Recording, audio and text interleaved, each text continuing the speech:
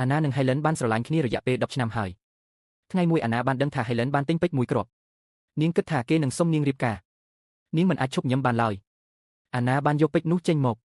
នាងរងចាំ Highland ធ្វើសកម្មភាពបន្ទាប់ប៉ុន្តែវាប្រែជាការយល់ច្រឡំទៅវិញពេជ្រនោះគឺទិញមកដើម្បីយកចិត្តអតិថិជនតែប៉ុណ្ណោះមិនមែនសម្រាប់សុំរៀបការនោះទេ Highland និយាយថាក្រុមហ៊ុនរបស់គេកំពុងតែរីកចម្រើនគេមិនទាន់ត្រៀមខ្លួនរៀបការនោះទេបន្ទាប់មកគេក៏ចេញទៅធ្វើការបាត់ទៅសម្ដីរបស់ Highland ធ្វើឲ្យអាណាពិបាកចិត្តយ៉ាងខ្លាំងពេលដែលអាណាពិបាកចិត្តនាងចង់ញ៉ាំនំចំណីដូច្នេះនាងក៏ញ៉ាំនំបណ្ដើរមើលទូរទស្សន៍បណ្ដើរ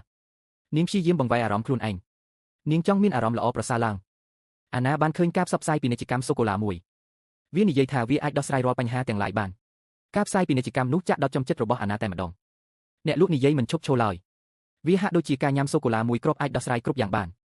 អាណាចង់ភ្លេចរាល់បញ្ហារបស់នាងក៏ទូរស័ព្ទទៅកុំងភ្លាមតែម្ដងការតាក់ទងគ្នា10ឆ្នាំហើយនៅតែមិនទាន់សុំរៀបការធ្វើឲ្យអាណាអាក់អន់ចិត្តដូច្នេះតាមការណែនាំរបស់លីសាអាណាបានបង្ខំ Highland ក្នុងពិធីមង្គលការមិត្តភក្តិប៉ុន្តែ Highland បានមិនខ្វល់ពីនាងឡើយគេយកលេសរឿងការងារហើយចាក់ចេញទៅយ៉ាងលឿនអាណាបានទូរស័ព្ទទៅ Highland ដើម្បីសុំទោសប៉ុន្តែតាមទូរស័ព្ទ Highland និយាយថាគេចង់បែកគ្នាអាណាខ្ទេចខ្ទាំបេះដូងយ៉ាងខ្លាំងនាងមិនអាចគ្រប់គ្រងអារម្មណ៍ខ្លួនឯងបានឡើយនាងបានចាប់យកសូកូឡាមួយគ្រាប់ញាត់ចូលក្នុងមាត់របស់នាងកំពុងតែបើកបររំពេចនោះខួរក្បាលរបស់នាងក៏ស្រឡះថេងនាងបានបើកបុកឡានពីមុខនាងពេលនាងងើបមើលគ្រប់យ៉ាងគឺស្រពេចស្រពិលទាំងអស់ឥឡូវនេះអាណាគិតថាខ្លួនឯងមានអាយុ17ឆ្នាំបន្ទាប់ពីភ្ញាក់ពីគេងអាណាឃើញថារូបរាងរបស់នាងបានផ្លាស់ប្ដូរនាងមិនដឹងថាត្រូវដោះស្រាយយ៉ាងណានោះទេដូច្នេះនាងក៏រត់គេចខ្លួនទៅអេក្រង់នឹងមនុស្សនៅលើដងផ្លូវប្រាប់អាណាថានេះគឺជាឆ្នាំ2016ប៉ុន្តែគំនិតរបស់អាណានៅតែស្ថិតក្នុងឆ្នាំ2005នៅឡើយលីសាបានទូរស័ព្ទមកអាណាមិនដឹងពីរបៀបប្រើប្រាស់ទូរស័ព្ទនោះទេមនុស្សប្លែកមុខម្នាក់បានជួយនាងទទួលទូរស័ព្ទអាណាបានពិនិត្យយ៉ាងប្រុងប្រយ័ត្នថាតើនោះពិតជាលីសាមែនឬអត់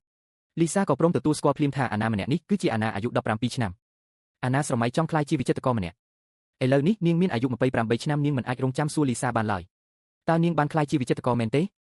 ចម្លើយគឺមិនមែនទេប៉ុន្តែនាងមានមិត្តប្រុសម្នាក់តាមពិតទៅឥឡូវនេះគេគឺជាអតីតមិត្តប្រុសរបស់នាងអ្វីដែលកាន់តែអាក្រក់នោះគឺអាណាបានចំណាយពេល10ឆ្នាំធ្វើម្ហូបឲ្យគេញ៉ាំនាងលះបង់ខ្លួនឯងដើម្បីគេអាណាមិនយល់ថាហេតុអ្វីបានជាខ្លួនឯងអាយុ28ឆ្នាំខ្លាយទៅជាបែបនេះសោះខណៈពេលកំពុងដើរលេងជាមួយលីសាអតីតមិត្តប្រុសរបស់នាងក៏លេចមុខឡើងភ្លាម